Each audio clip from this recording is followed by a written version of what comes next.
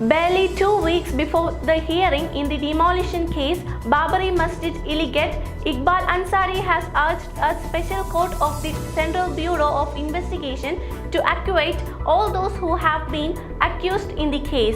The special CBI court has decided to pronounce its verdict on September 30th, and among the accused are Bharatiya Janata Party veterans such as L.K.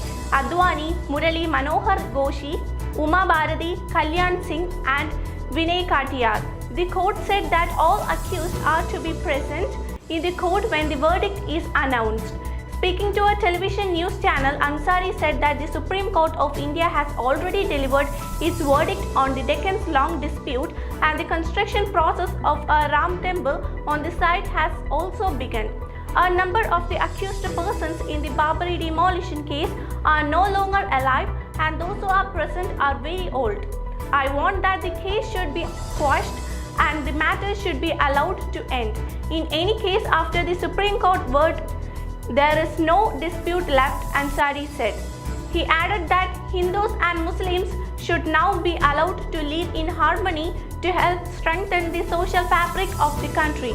The Babri case, Advani, Joshi and Bharati are accused of conspiracy which led to the demolition of the 15th century mosque back in December 1992.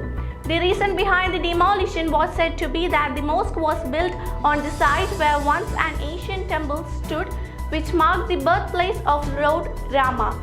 The Supreme Court of India in November last year delivered the landmark verdict in the Rama Janmabhoomi title dispute case, paving the way for the construction of the Ram Mandir. 92-year-old Advani recorded his statement before the special CBI court through video conference on July 24, a day after 86-year-old Joshi had recorded his statement.